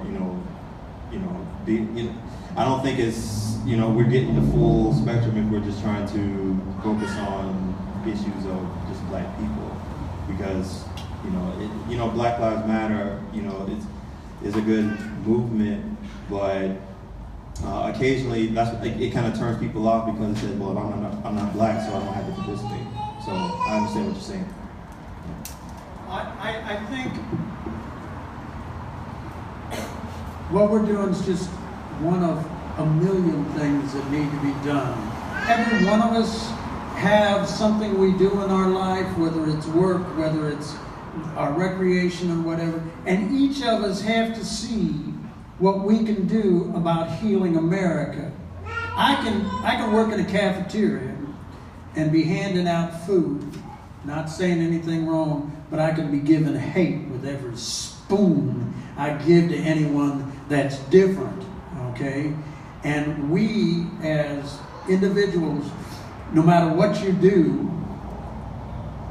you should be looking at how do you improve the country, the world you live in, and we can impact it. We happen to be poets, so we're expressing poetry, like his experience as a black male from the Low Country and in his 30s, and me, 65, white man from northern Indiana, where there ain't very many black folk. There's a few that play basketball at Purdue and football, and then there's just, it's a very small population. One of my best friends, I wrote the poem about him. We used to hang out together, and folks would be like, "What are you hanging out with Larry for, man?" I said, "What are you hanging out with that jerk for, But, folks didn't mess with me because I was crazy. That's real. I want to respond. Yeah, go ahead. To Anthony, your question, and we're being honest, right? Now, when it comes to white people, that's not the issue, because I got enough of my family, so I'm not scared of white folks. But I am afraid of hurting my fellow brother and sister that are black. So I can speak, like Calvin and I talk a lot. I can speak honestly with Calvin because I know him. But my greater fear, and it's not even the violence, I couldn't beat anybody up in a fight. But I'm just being honest. But it's the hurt of the heart. And I'm glad Vanessa spoke to that I'm afraid of saying something, and then the response is, and I'm just gonna be honest, the whole safety pin, Like, white people tried to do that, and we got knocked down for it. Like, we wanted to wear safety pins to speak on behalf of anybody, and then, like, within a week it disappeared because it was like, hey, that's not enough. And I was like, we're trying to do something. We go back 100 years, we're doing a lot more than we were, and we are trying. Some of us are really trying. So just to speak to that, you know, that's my fear is I feel like and this skin has done too much to do wrong and harm, and I don't want to do more. So that's just me. And I want to mention this. The reason why I asked that question is because I actually attend a congregation that is mixed. So you got white people, black people inside that congregation. I wish it was more ethnic groups even in that, because I do believe that within the body of Christ there should be no color at all anyways. But that's besides what we're talking about. The reason why I asked that question is it's extremely important that when we have these conversations, we start off with a level playing field of understanding what your fear is getting involved, what your fear is speaking up, just like my fear of speaking up or getting involved in any type of movement. We don't want to have those kind of conversations across the board. We just want to give, quote unquote, our opinion, quote unquote, our outlook of it, in-look of it, whatever it might be. So it's the idea that in order for me to move better with you, I got to know what your fear is for being involved, so I can it actually makes me love you more. It actually makes me shield you more. I grew up, I mean, I was a little hoodlum, now I'll be honest with you, but if there's one thing I did not like is seeing people bullied. Because I was bullied in elementary school and in parts of middle school, you know what I'm saying? So when I got into high school, I refused to allow people to be bullied, and I refused to be bullied. So if somebody got on the bus and the students started picking on them, I would have them sit with me and then say, I dare any of y'all to mess with him. It didn't matter what his skin color was, it didn't matter what his preference was, I didn't care. Because I didn't know the dude, all I knew was he was getting picked on. You know, so it's the idea that the more that we share our fears about doing something, the better I know you. I know you better from your fears than you would ever know somebody from what they're willing to actually do. Because you know the totality of it. So when you do sit down with your black brothers, white brothers, Indian brothers, Native Americans, those are two different, your Middle Eastern family, and stop calling them all Muslim and Islam, because Middle Eastern is the geography, Islam is the religion. Your European brothers, you know what I'm saying? When you sit down with them, ask them what it is about them that makes them scared of not just America as a whole, but of Georgia as a community, as Augusta as a community, as Richmond County as a community, as Columbia County as a community. What makes me afraid to move to this city or move to that place? I can protect you better knowing your fears than what you're willing to do. Because if I know what you're willing to do, then I just stand side beside you. But if I know what you're actually afraid of, I can guide you better with your fears. I can actually guide you better because I care for your fears, because I want to strengthen your fears, you know? So the ideal of the question was for us to be more open and honest, because we don't have these conversations. I had a minister come into my inbox, a minister that I've always politicked with for some years, been a white brother, man, very, very passionate. But he even mentioned that the church that he goes to, the congregation was just predominantly white. Their view of the police, what we consider police brutality, what we consider police shootings and things of that nature, and how we as a community looked at it, they couldn't understand it. And he was asking me, how do I articulate so they can understand it? Because he couldn't understand it. So it's that idea, we have to have those open conversations where you don't come to me giving me your viewpoint. You come to me saying, wow, and just shut up and intake it. Take it, digest it before you give an opinion about why you think of it on your side. So if you gave me your opinion on why you think you should back the police, my first objection shouldn't be to, no, that's your experience. And I have to respect that experience. But then my question should be, well, what do you fear if you didn't? Then I gotta respect that, and I can love you a whole lot better. So it's that idea you don't see skin color in the sense of your fears and things of that nature, but I respect your skin color off of the simple fact that your skin color actually comes with an experience. And I respect your experience, not just your skin color, but I respect your experience. So I just wanted to add that so you guys kind of see a clarity on why I actually asked that question. Lucinda? Yeah, I want to kind of full circle. I think that it's interesting that we're talking about, you know, black people, white people, then we're throwing in the LGBTs and all that. But there's a reference point that I have yet to hear, and that deals with the socioeconomics. Now, you know, sitting here, I'm not going to go into my background because it's relevant, but it's not. And all I hear are, and when I look at the two of you, I see an administrator. You said that you oversee, you know, all these employees, and you've got all these people that report to you, but you, sir, are only a professor. So there's a difference in socioeconomics, there's a difference in power, but when you read your poetry, you get your point across. Now I'm sitting here, you know, I get referenced in a lot of other ways, but what I'm saying is that we don't talk about status, because there are black people who start off just as poor, but I mean their parents start off just as poor, and they are the Beyoncés, they are the Jay-Z's, and they don't get enough credit because they don't come down to the hood. But you gotta take care of your neighborhood. You gotta be part of the community that you live in, the community where your children are. If you have aspired and you have reached a certain status, it doesn't make you less black if you don't get in a car and ride your kids down to the hood. I mean, I think that, you know, everybody needs to get a grip. We all want to do better, and when we do better, we don't want to stay. We don't have anything to prove. I don't have to prove I'm any blacker than you, or I'm any cooler than you, or I understand any more than you, just because of my skin color. If I can afford it, I'm gonna get the best in my children that I can, and I'm not gonna feel bad about it. If I can afford to, you know, fly first class, I'm gonna fly first class, and I'm not gonna feel bad about it. So I think that, you know, from what you're referencing, we need to get, when you talk about knowing each other, you need to understand exactly who's in your ass. Okay, so that nobody, because people can get offended by you saying, yeah, you know, those people who live up there in Columbia County. There could be 10 of us in here. You know what I mean? And we're already like, okay, what's that about? We came downtown. I mean, you know, we're trying to be apart. So that is the point I'm making, and I don't hear that part addressed. I hear Black Lives Matter. I mean, sure they do, but in Columbia County, they don't encounter black people a lot. So, you know. How y'all, you know, referencing, yeah, that's what I'm saying. How do y'all, I don't see that reference here.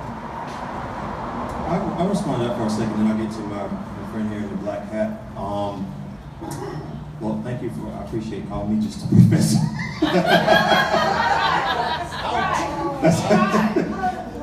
Yes, that's how I feel every day of my life, thank you. But no, if I understand what you're saying, you know, correctly, we're not here to like leave anybody out or leave anybody's experience out. We're just who we are. Like you said earlier, we're just coming from our own experience.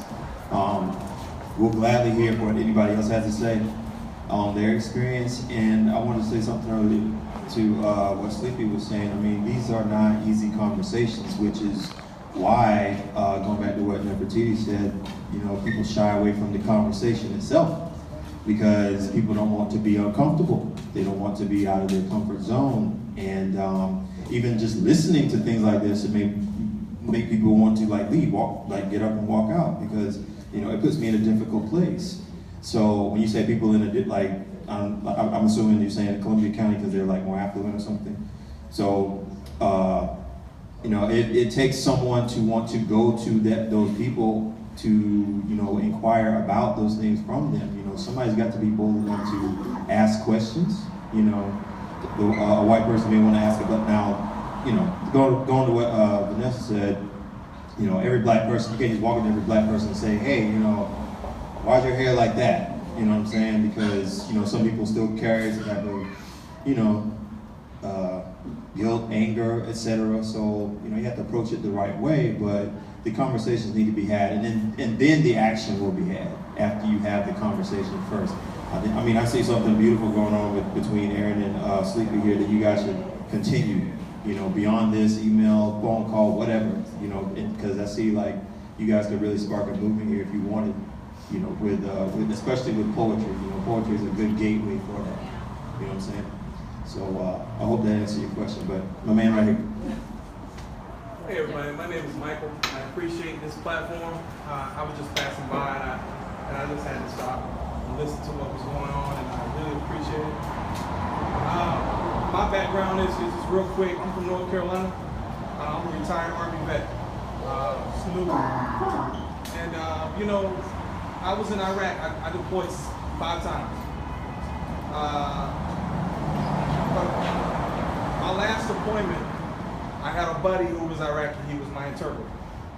He lived on the Iraqi, he lived outside the gate.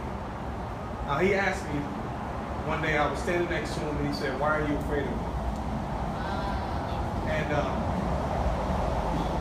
I didn't know how to answer that. Like, I know from what happened, you know, September 11th and all of the countries from where the media says all these people come from, the terrorists, there was a fear. There was a natural fear when I walked the streets of Iraq. When I'm wearing the U.S. on my chest, but I'm walking the streets of Iraq trying to help these guys get the same kind of freedom that we have. So I think that somebody said it earlier. It's talking to people for a conversation, a quick conversation. You get to know what kind of people that your view of them totally changes. Yeah. If I walk down the street now, I got my hat to the back. It's because I like my hat to the back.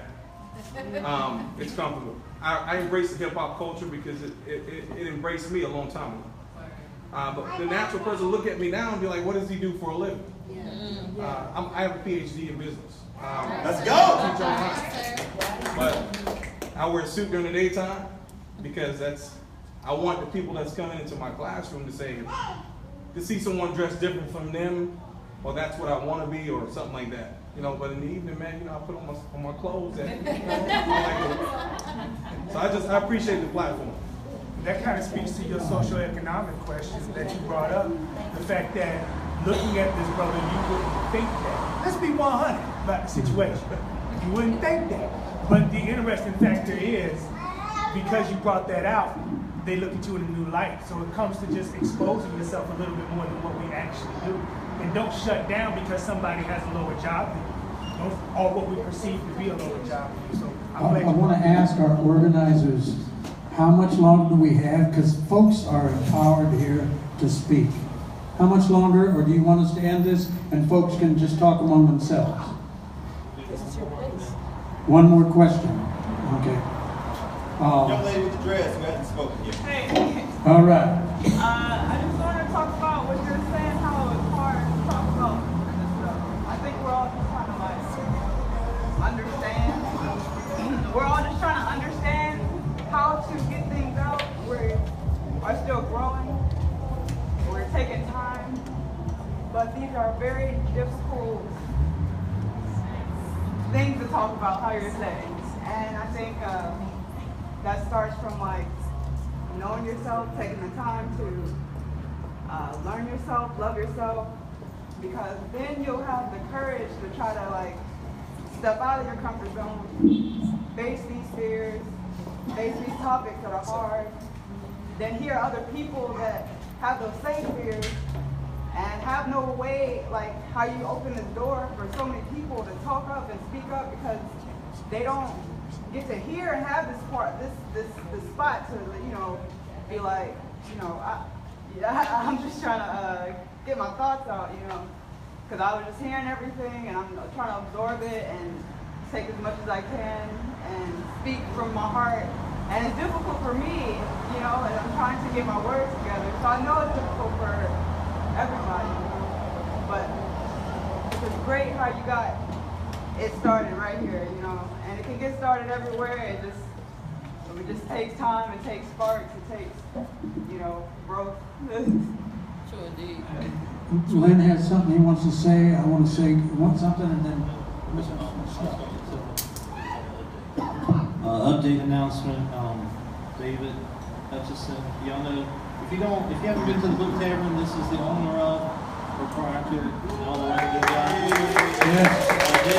David said if we want, keep rolling with the conversation, go for it.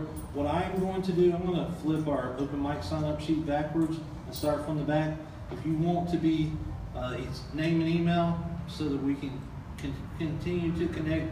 or if you have to go, you don't get left out. But so if you want to take some more questions, go for it. Okay, we'll take some more, but Lynn wanted to say something. Yes, just to what she said, to go along with that email list, if you guys could have, like, people, not just, even without poetry, even though, you know, I love it, but even without poetry, if you could have, like, people who are not used to talking to one another, just talk one-on-one, that would be a great experience to have, like, maybe like an hour out of the week.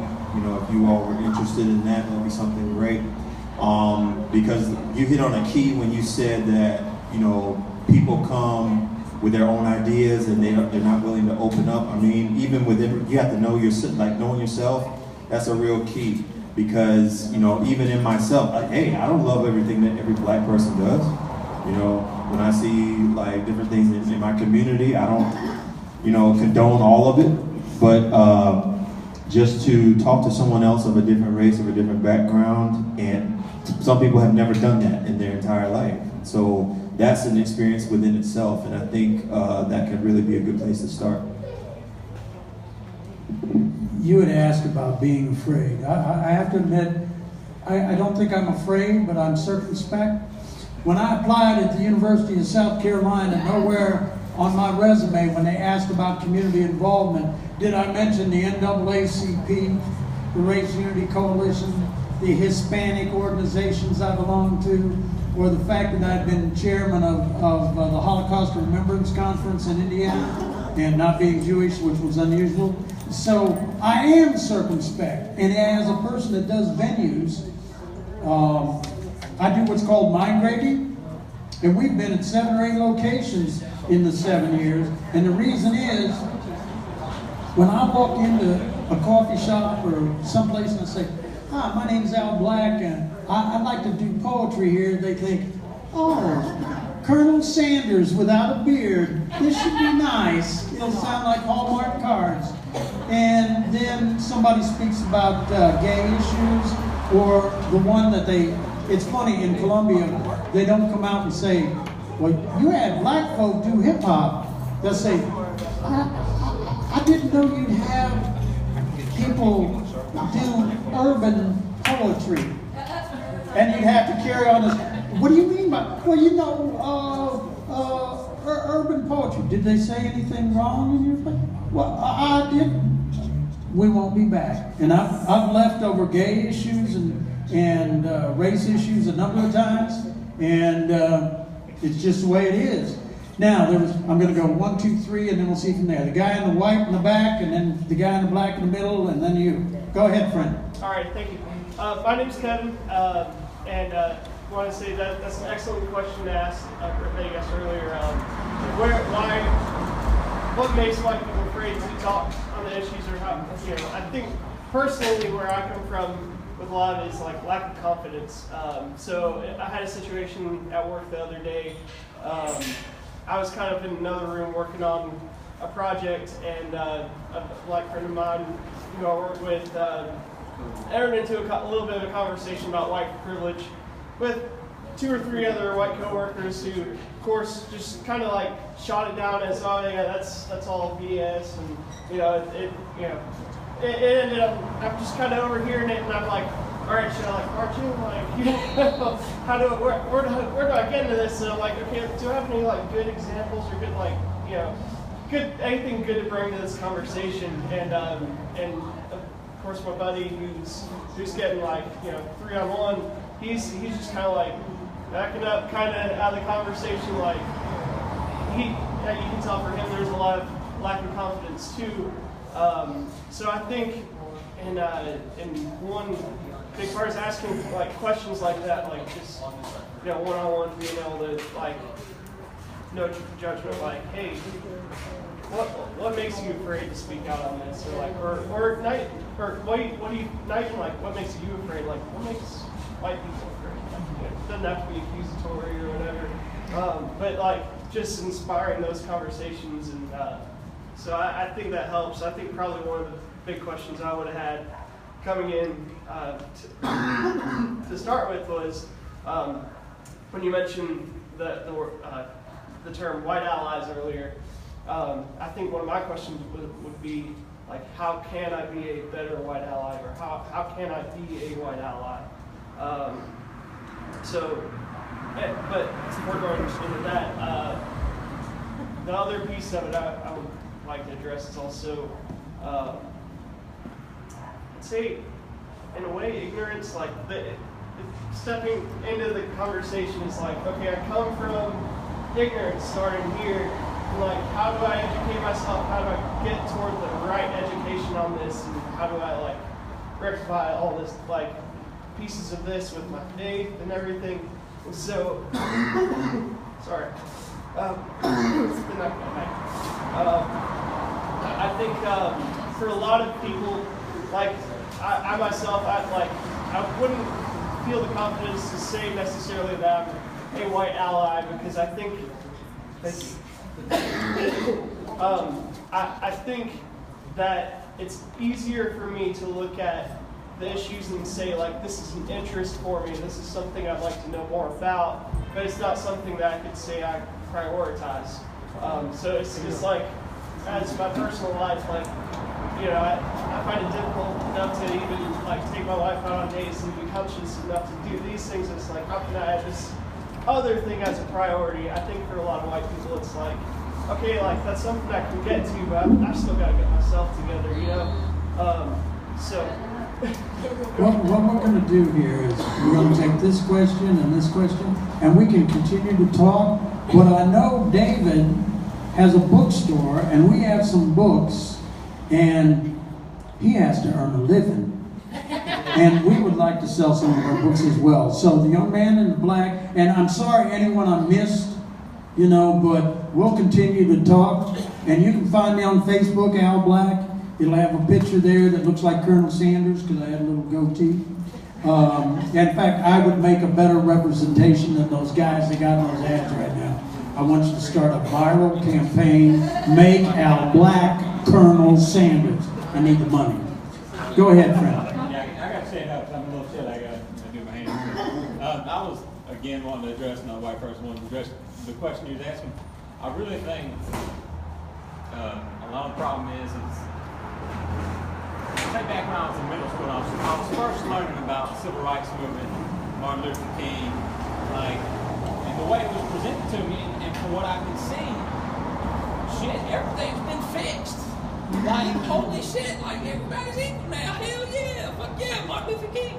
But a lot of people are still at that phase. They're like, okay, like, everything's been fixed, like, we're all equal, everything's like, everything's on level, like, a lot of people, like, they're not necessarily racist, but they're unaware. Yeah, well, they have blinders on where they don't want to see, like, okay, you take 1,000 black children, okay, and 1,000 white children, and then, like, from the moment that they're born, and then you ask a question, you say, okay, how are they going to do in life? Or, like, what's going to be their success rate at high school? Like, are they going to graduate at the same rate? And like, the answer to that is fucking no. It's not equal, and it's not maybe because like necessarily like racism or anything, but I think it's a lot of like it's like an apathy. Like it's just like, well, they're not me or something, so like they can't relate, you know, to the struggles that black people have. It's like, I don't know, they don't believe that it's real or that it's actually happening, but it is. Yeah. All right. You want to speak, and then we can continue this, but we have to remember that Martin Luther King did not speak on just black issues. He got shot on a social, economic issue, trying to unionize folks for their rights as human beings. And not all trash collectors in Memphis were black, just so we understand. Go ahead. Well, I wanted to thank all of the folks here for your perspective, because I think I've heard maybe, you know, in maybe some small setting that for many whites, that it is difficult. You do lose friends, and many people do end up risking their lives, deciding to speak up on it. But I think now, as a woman in my 30s, I appreciate that more, because I have to say the question, well, how come, people don't stand up and say anything, especially when you're the one who can directly address the person from your community, or from your, I won't say community, from your maybe racial status or classification. If you can address this person and have a more effective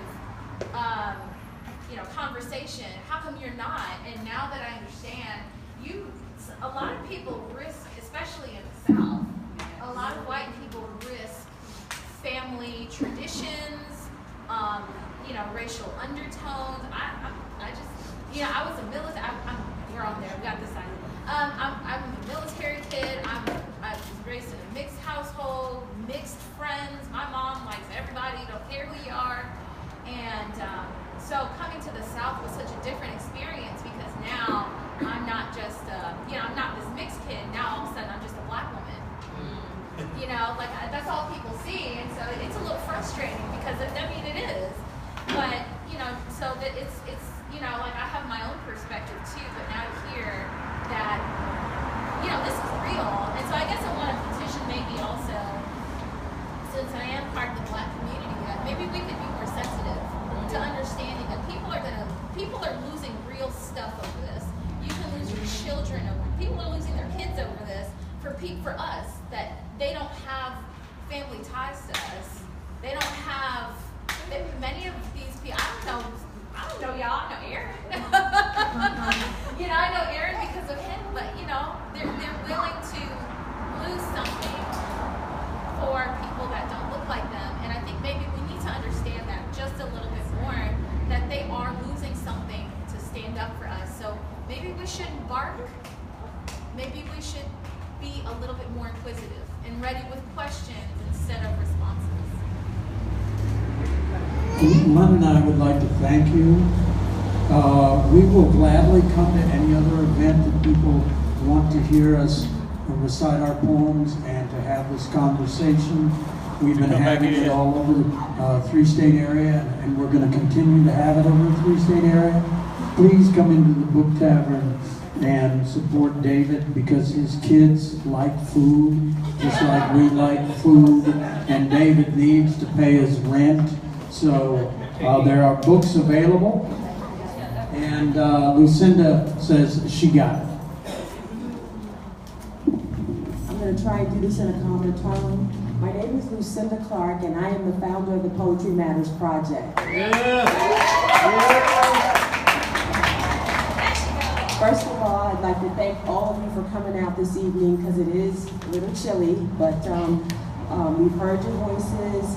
I would have to say I was slightly nervous about doing this out here in an open forum. I'm one of those Columbia County people, what can I say? And Al, Lynn, David, all the poets, Sleepy Eyes, Calvin, PJ, Nefertiti, thank you. You, sir, I didn't get your name, but thank you for bringing your voice to the mic. I think right now we should put our hands together for the person who has come on to the Poetry Matters Project and who has changed it in a matter of months. I've been doing this thing with people coming and going for about the last 17 years, and it wasn't until I brought on Aaron Snow.